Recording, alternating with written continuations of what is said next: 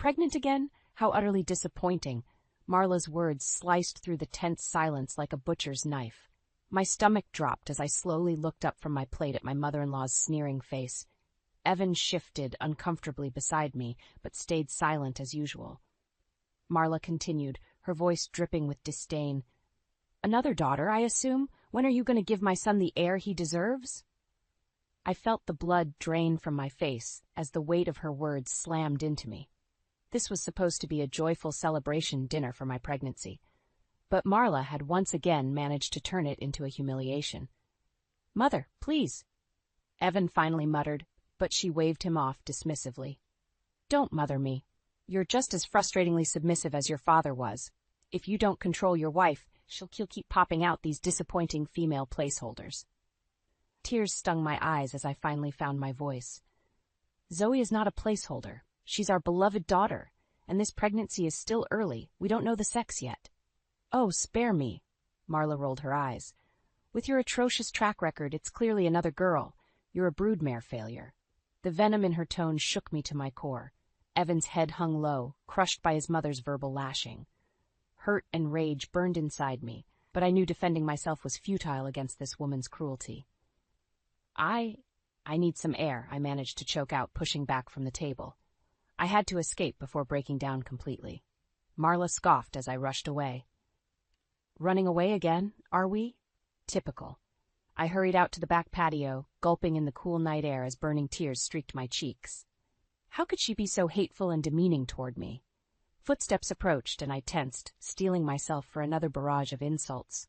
But it was Evan, his face etched with sadness and apologetic. Lena, I'm so sorry, she was completely out of line back there, he said softly, taking my hand. You know how important you and the kids are to me. Don't listen to her vitriol. I pulled my hand away, suddenly angry at his passivity. But I did listen, Evan. For 8 years, I've listened to her constant put-downs and cruelty toward me, toward Zoe. When are you finally going to stand up to your mother? Evan's eyes widened, then quickly averted. You know how she is. She'll never change, he mumbled weakly. I felt something inside me harden at his words. For the first time, I truly saw Evan's inability, or unwillingness, to protect me from his mother's abuse. In that moment, the illusion of our marriage began cracking before my eyes. As I looked into my husband's beaten, submissive stance, I realized with sinking dread that this pattern would never end. Marla's iron grip over him was unbreakable, and I was the perpetual target for her destructive need to dominate. Warily, I turned and headed back inside, leaving Evan standing alone with his spineless excuses. I sensed this was the beginning of an inescapable downward spiral that would alter my family forever. If only I knew then just how devastating the consequences would be. The tension hung thick in the air as Marla smoothed her silk blouse, a self-satisfied smirk playing across her lips. Lena, dear, I have some news that may shake things up a bit. I eyed her warily from across the kitchen counter. What are you talking about? Well, you know how concerned I've been about securing a legitimate heir for my son, she began in a mock-sympathetic tone. A daughter is lovely, but it simply won't do for carrying on the family legacy. Rage simmered within me, but I bit my tongue. After the disastrous dinner weeks ago, I knew any protest would be futile against this woman's twisted agenda. Marla continued, so I took matters into my own hands to help solve this delicate issue. I introduced Evan to a wonderful young lady, Sienna. She's fertile, devoted, and more than capable of providing him with the son he deserves. The words hung in the air like a bad dream. But Marla's vindictive stare told me this was no nightmare. It was disgustingly real. You brought another woman into our marriage to have a baby with my husband? I sputtered, struggling to process this depths of her depravity. Oh, don't be so dramatic, she scoffed. I'm doing what's best for my son's future. You've proven quite incapable in that regard. The casual cruelty of her words struck me like physical blows. How could anyone be so utterly lacking in human empathy? You cruel, manipulative hag, I cried out, unable to contain my anger any longer. Does Evan even know about this vile scheme? A slow, satisfied smile spread across Marla's face. Why don't you ask him yourself, dear? On cue, Evan stepped into the room, flanked by a slim, overly made-up woman I didn't recognize. Sienna, I presumed. The look of sheepish contrition on my husband's face said it all. You allowed this? Your own mother brought another woman into our marriage to bear your child? I stammered, feeling the world crumbling around me. Evan couldn't meet my eyes. Lena, we've talked about how important carrying on the family line is. So you're just going to let your mother pimp out some cheap whore to get what she wants? I screamed, uncaring of the foul language as blinding rage took over. Sienna's eyebrows shot up in feigned indignation. Evan finally looked at me, his expression hardening to match his mother's callous demeanor. This is for the greater good, Lena. My duty as a man. If you were able to do your wifely duties properly, we wouldn't need to go to such extremes. His cold, rehearsed words lanced through my heart like daggers. This was really happening. My own husband was utterly betraying me in the most humiliating way possible, all with his mother's enthusiastic support. Marla chuckled at my stunned silence. Don't worry, dear. Once Sienna properly breeds, you can focus your energy on my granddaughter. We wouldn't want you feeling completely useless. Her words ignited an indescribable fury within me that I never knew I possessed. With a primal scream, I grabbed the nearest object, a heavy ceramic vase, and hurled it with every ounce of strength. It struck Marla squarely in her smug face, shattering viciously and spraying blood and ceramic shards across the room. Sienna shrieked in horror as Marla crumpled to the floor, clutching her ruined face and howling in agony. Chest heaving, I turned to Evan, seeing the shock and fear in his eyes. In that unrestrained moment, I knew my marriage had disintegrated into ashes. There would be no forgiving this ultimate betrayal. Marla's monstrous machinations had cut straight through the very core of my world. The only thing left was vengeance. The eerie silence hung heavy in the air as Marla's wails finally subsided. I stood motionless, fists clenched, glaring at the crumpled, bleeding form of my monstrous mother-in-law on the kitchen floor. Evan stared at me with a mixture of shock and fear. Beside him, Sienna shrank back, clearly shaken by my outburst, but still clinging to her role in this sick charade. You crazy bitch! Marla's trembling voice finally broke the tension, thick with a combination of pain and rage. I'll see you arrested for this. Assaulting me in my own home. Your home? I scoffed, unable to contain the sudden resurgence of fury rippling through me. This is my home, the home I made with my husband, the man you're trying to pimp out behind my back like some kind of degenerate mother-pimping monster. Marla opened her mouth to protest, but I cut her off with a raised hand. No, don't even try denying it, you hateful crone. I heard everything, how you willingly brought this woman into my marriage explicitly to cuckold your own son. I turned my fiery glare to Evan, who flinched as if struck. And you spineless coward, going along with your mother's demented plans, ready to stick your dick into the first fertile womb she picks for you. Lena, he began weakly, but I wasn't about to let him make pathetic excuses. Did you really think I wouldn't find out? That I'd just be a good little wifey while you knocked up some cheap hussy on the side?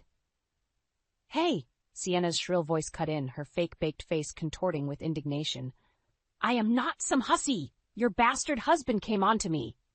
I whirled on the overly made-up woman, feeling a cruel smile spread across my face. Did he now? So tell me, when you were spreading your legs for a very married man, did you stop to think about his innocent family you were helping to destroy? Sienna opened her mouth, but nothing came out. Deep down, even she realized how reprehensible her role was in this sordid scheme. Chuckling darkly, I turned back to Evan. Unfreaking believable. I gave you everything. A beautiful child, a loving home, an amazing life, and you were ready to just throw it all away to satisfy your mother's unhinged breeding fetish.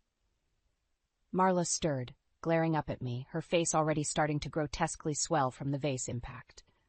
You have no one to blame but yourself, you infertile. Enough, I roared, slamming my fist down on the counter, hard enough to make them all jump. I have had it with your bottomless well of cruelty and manipulation. If having a son is so obsessively important, then Evan is welcome to it. Striding over to a small desk, I snatched up a pen and a sheaf of papers, thrusting them toward Evan with cheeks burning. Separation agreement. You can have your son's situation, your freedom to breed some new little heirs with that plastic surgery disaster over there. Evan gaped, stunned into silence. Even Sienna seemed jolted by my actions as the gravity of the situation sank in. "Well?" I demanded through gritted teeth. "Sign it and get out! Take your vile, treacherous mother and your stupid son quest and just go. I want you out of my house, out of my life." Slowly, numbly, Evan took the pen and stared at the agreement. A heavy pause seemed to blanket the room as Marla and Sienna looked on with matching expressions, a mixture of surprise and sickening satisfaction. Then, with a trembling hand, Evan scrawled his name in harsh strokes across the papers, officially ending our marriage in that single callous gesture, as his mother had always intended. Exhaling hard, I snatched the signed pages back from his hand, our eyes locking in one last, searingly intense glare. Then I turned and walked upstairs without another word, clutching the proof of my broken world and wondering how I would ever be able to piece my shattered life back together. The next few days passed in a numb blur. Evan and his mother had stormed out after the confrontation, taking their co-conspirator Sienna with them. An eerie silence descended over the house I once thought of as my loving home. I drifted aimlessly, my mind struggling to process the devastating implosion of my marriage. Logically, I knew signing those separation papers was the only recourse after Evan's unforgivable betrayal. And yet, the overwhelming sense of loss threatened to swallow me whole at times.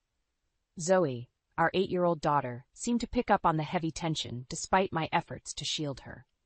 She became quieter, clingier, her usual bright exuberance dimming. "Mommy, where did Daddy go?" she asked one evening as we picked at our dinner in silence. I froze, unprepared for the question. Part of me wanted to proclaim the ugly truth, that her father had abandoned us to chase some atavistic need to breed an heir with another woman. But I couldn't bring myself to shatter her innocence so completely. "Daddy had to go away for a little while, honey," I hedged, struggling to keep my voice steady. "Work things." Zoe frowned, clearly picking up on my emotional disquiet. Ever the empath, just like her mother. "Are you sad, Mommy? Did you and Daddy have a fight?" "Something like that, baby," I managed, fighting back the lump swelling in my throat. "But everything will be okay, I promise." The lie tasted like ashes on my tongue, because in that moment there was no way to see how anything could ever be okay again. A sharp knock at the door jolted me from my reverie. Zoe looked up, eyes wide with something like hope. "Is that Daddy?" "Stay here, sweetie," I said quickly, rising to answer the door with trepidation curling in my stomach. But it wasn't Evan on the other side.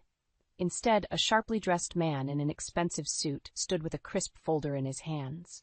"Mrs. Redding," he asked brusquely without preamble, "I'm Mr. Collins, an associate of your husband's." An icy fist gripped my heart as I suddenly sensed where this was headed. The separation had clearly begun the legal fractures. "My firm has prepared these documents for you to review and sign," Mr. Collins continued, all business as he held out the folder. Hesitantly, I accepted the hefty stack of papers, dread settling like a cold stone in my gut. This was really happening, the death knell of my marriage after Evan's sickening betrayal. As I mechanically paged through the legalese, certain phrases jumped out in harsh simplicity. Petition for dissolution of marriage, rendered the covenant irreparably broken, division of assets favoring the male issue-bearing party. I felt the blood drain from my face as awful realization bloomed. This wasn't just a simple divorce agreement. It was Evan and his demonic mother wielding their wealth and influence to strip me of everything, my home, my life, my child, all in cruel pursuit of their deranged male heir vendetta. "You have 48 hours to review and sign these terms, Mrs. Redding," Mr. Collins stated flatly. "After that, my client will pursue more aggressive recourse if you fail to comply." The unmistakable threat laced his words like arsenic. Memories flashed of the unrestrained violence that ran in Marla's virulent veins, the vase, the bloodshed, of her unstoppable quest to destroy any obstacle to the grandchild she craved. My treacherous, spineless husband had clearly thrown in with his vile mother. He would stop at nothing to cut me out of his life completely, all for the unforgivable sin of bearing him a daughter instead of a son. A cold, dead feeling settled over me, the final vestige of our broken marriage crumbling to bitter ash. There would be no more tears, no more desperate pleas or self-delusions. I was truly and utterly alone now, except for my innocent little girl watching in sad confusion from the next room. the pure, bright spirit that was supposed to be my greatest joy, but in that stark moment she became my sole lifeline, my unbreakable reason to endure the coming storm. I turned to Mr. Collins, my jaw rigid. "Tell your client that after 48 hours he can expect to hear from my attorney," I stated in a toneless rasp, "because I'll be damned if I let him take my daughter too." With that, I shut the door in the lawyer's face. Then I turned and pulled a confused Zoe into my arms, holding her tiny form as if she were a life vest in a raging sea. There would be no surrender, no matter how viciously Evan and Marla tried to drown me. For Zoe's sake, I would find a way to stay afloat and make them pay dearly for their twisted sins. The next 48 hours were a blur of grim determination. I knew time was short before Evan and Marla would attempt to strip me of everything I held dear. First, I secured a shark of a divorce attorney, Caroline Weston. Steely, aggressive, and with a reputation for devouring entitled rich husbands like Evan. "This is one of the most blatant, unethical cases of alienation of affection I've ever seen," Caroline stated in a cold fury after I recounted the sordid details. "We're going to crucify this bastard and his Medea of a mother." Her words kindled a flame of hope that I could indeed survive this nightmare with my daughter and some shreds of dignity intact. Next was gathering ammunition, any proof of Evan's misdeeds that could be leveraged in the coming war. I pored over financial records, discovering his company had been filtering money to an offshore account for years. Embezzlement and tax evasion, potentially criminal behavior if exposed. Perfect leverage. Finally, I arranged for Zoe's temporary relocation while the legal battle raged. My sister Nina, an elementary school teacher, lived 2 states over. I knew she could shelter and care for my sweet girl while I fought in the trenches. When the 48-hour deadline arrived, I was ready, or as ready as I could be. Mr. Collins arrived promptly with the same aloof disdain as before. "I trust you've had ample time to review the terms and come to an amenable decision," he stated flatly. In response, I slid the signed divorce petition across the table, but not the one he provided. The stack of papers bore Caroline Weston's imprimatur, every word thoroughly negotiated for maximum impact. Mr. Collins' eyes flashed with surprise as he scanned the unrecognized document, his brows knitting in disapproval. "This was not the agreement we discussed. My client will need to reevaluate these terms." "These are the terms," I stated coldly. "I refuse to be bullied or stonewalled. Every nefarious act, every awful betrayal has consequences." I slid the thick dossier of financial documentation across the table, watching Mr. Collins's face blanch slightly as he grasped the implications. "Your client's illegal corporate dealings have been rigorously catalogued by very credible forensic accountants," I added with a hint of vindictive satisfaction. "Any attempt to deprive me of my legal marital rights and claim over my daughter will be met with the full public revelation of these damning records." I allowed that threat to hang in the air. Evan's ego and insecurity about his business reputation were thinly veiled weak spots, traits his vile mother had eagerly exploited countless times. Now it was my turn to wield that leverage. Mr. Collins maintained an impressively impassive poker face as he studied the documentation, though a muscle twitched almost imperceptibly in his jaw. Perhaps he was already calculating how hard this battle could hit Evan's pocketbook. "I will present this counteroffer to Mr. Redding in full," he said finally, voice tight, "contingent on these materials remaining discreet for now." "See that you do," I said simply. "The meter is running on flaying his reputation and criminal liability wide open." With a curt nod, Mr. Collins collected the documents and departed, clearly reeling from this unanticipated turn of events. For the first time in a long time, I felt the faintest spark of hope, of reclaiming some portion of my life and dignity from Evan and Marla's grasping claws. But there was still one vital loose end to secure before the war began in earnest. I turned and gathered Zoe into my arms, fighting back fresh tears at her sad, bewildered expression. "Mommy," she said tremulously, "what's happening? I want Daddy to come home."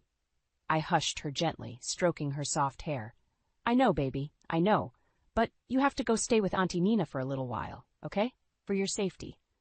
Zoe's eyes widened slightly, picking up on the undercurrent of tension. But she nodded obediently.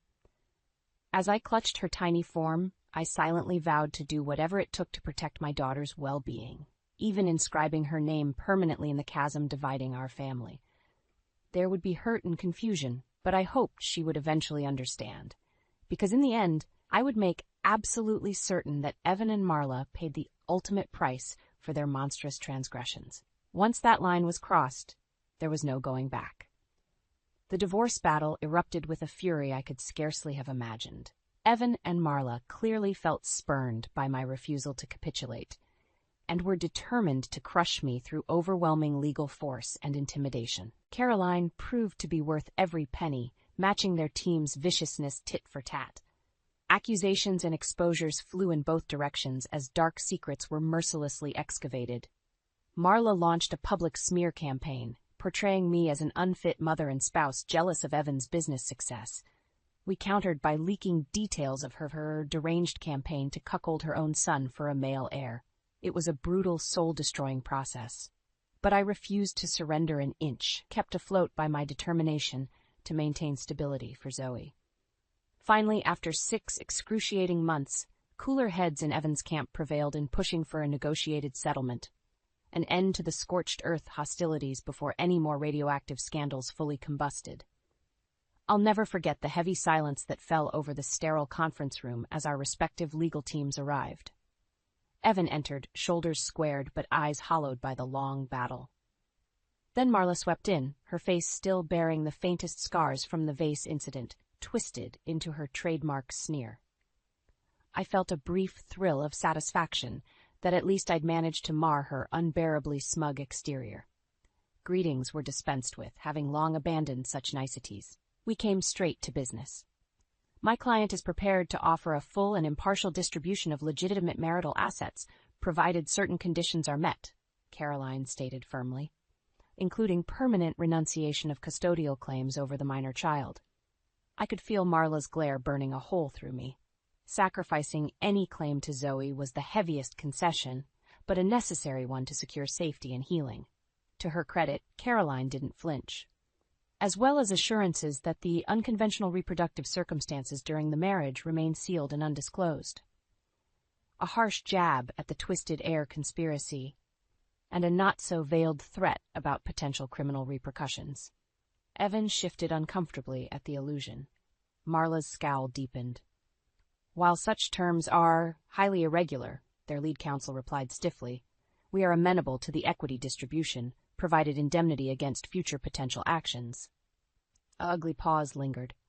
They knew their financial skullduggery had been thoroughly exposed and could jeopardize not just Evan's business, but potential imprisonment.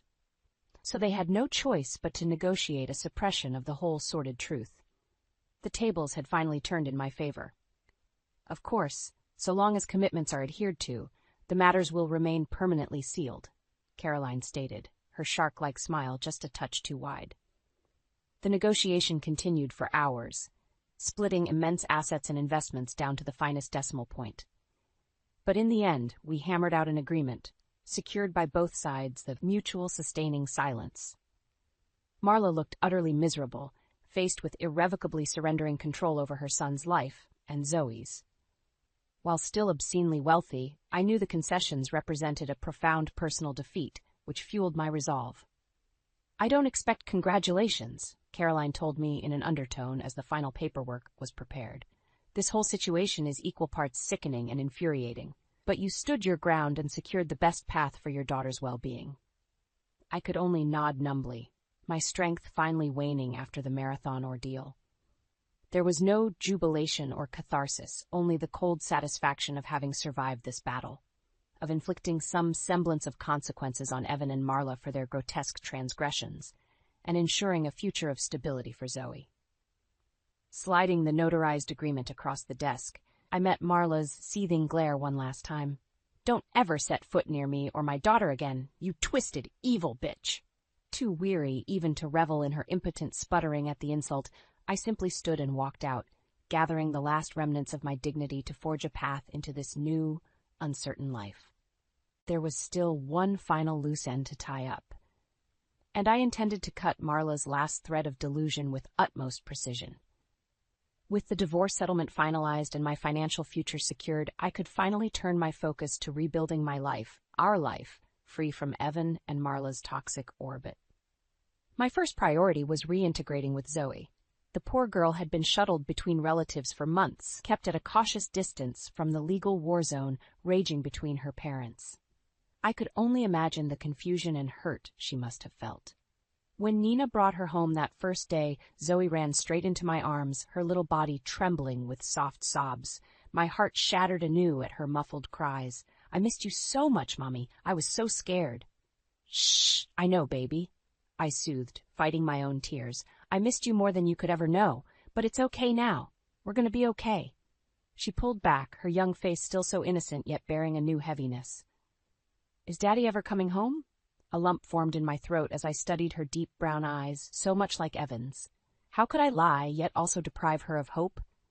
"Daddy can't be with us anymore, sweetheart," I managed carefully. "He made some choices that went against what we believe is right." Zoe's brow furrowed in confusion.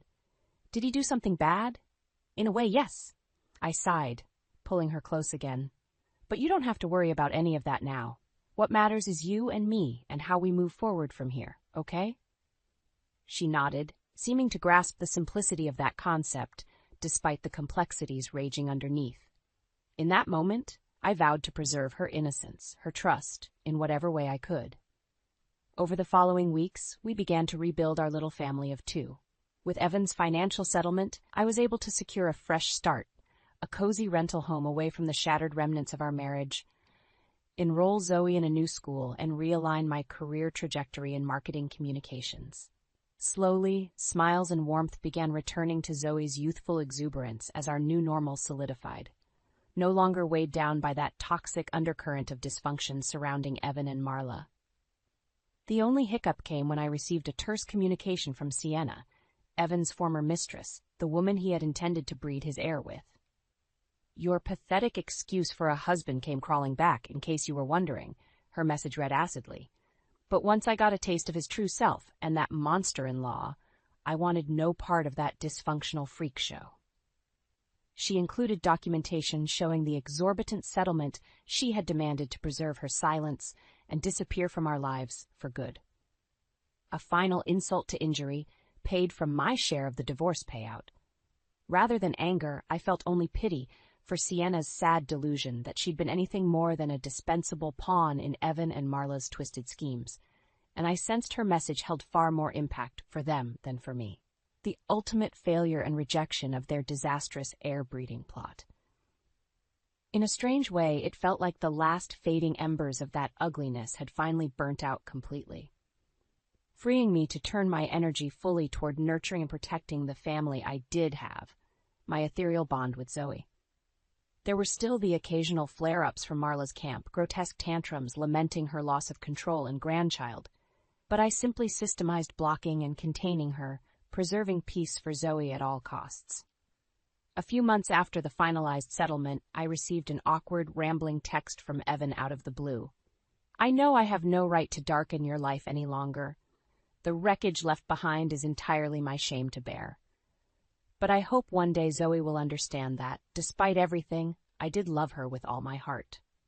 The words were a hollow echo, a desperate grasp for validation or absolution after his spinelessness shattered our family.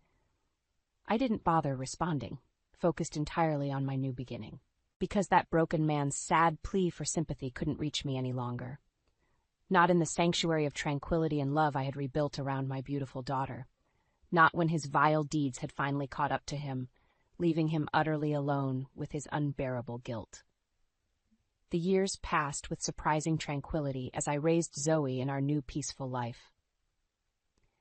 There were moments of struggle and heartache, of course, but they paled in comparison to the constant toxicity that pervaded my marriage to Evan.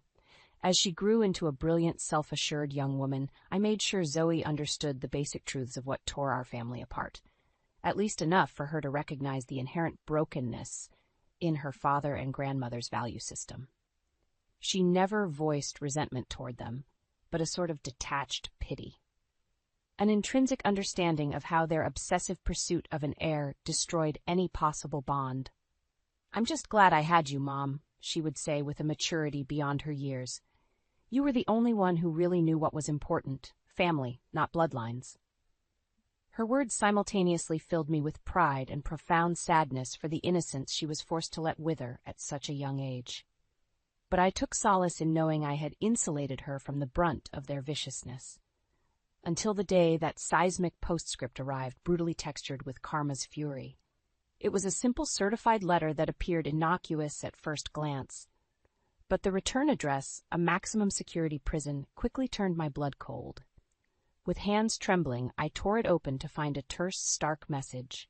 Mrs. Redding, I regret to inform you that your former husband, Evan Redding, has been incarcerated on charges of corporate racketeering, embezzlement, and tax evasion related to his business activities.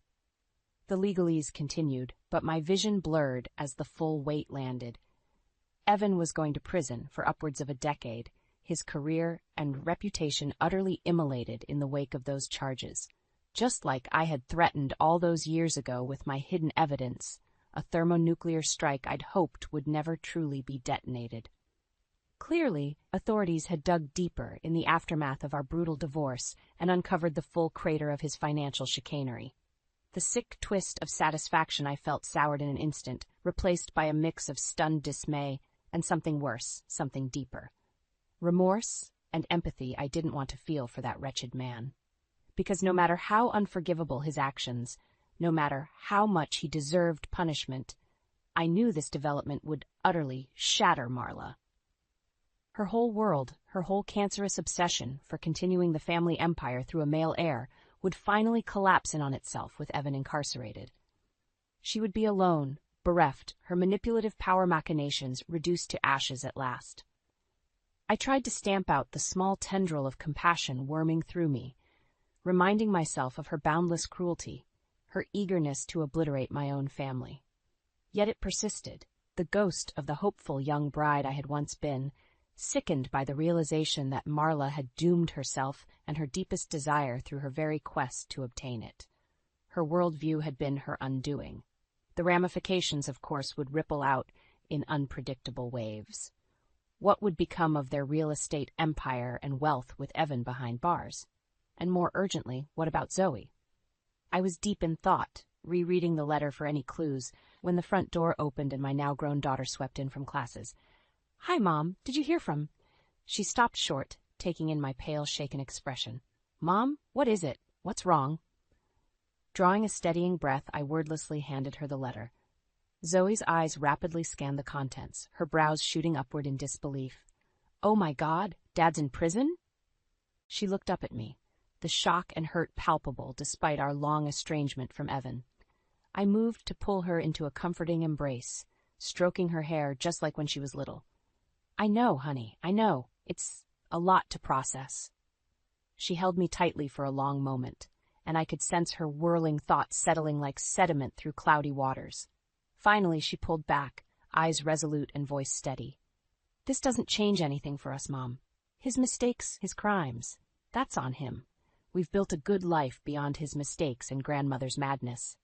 Zoe squeezed my hands firmly, her warm smile crackling with that resilient spirit inherited from her mother's DNA. Maybe this can be the end of it all, a fresh start, free from his shadow and her poison for good. I gazed at her with swelling pride and love, overcome by the wise perseverance blazing in her youthful eyes.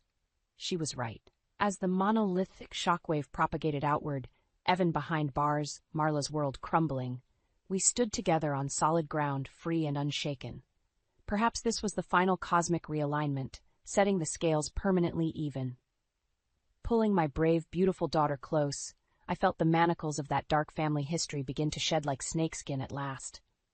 Evan and Marla had bet everything on lies and power lust, unwittingly burrowing their shared grave. But in their defeat, in their self-ruination, I had conquered. My quiet resilience, my bond of love with Zoe had won the generational war. My only lingering words as their entitled kingdom crumbled to dust were the same ones I had snarled at Marla so many years ago. "Don't ever set foot near me or my daughter again, because this time it would be permanent."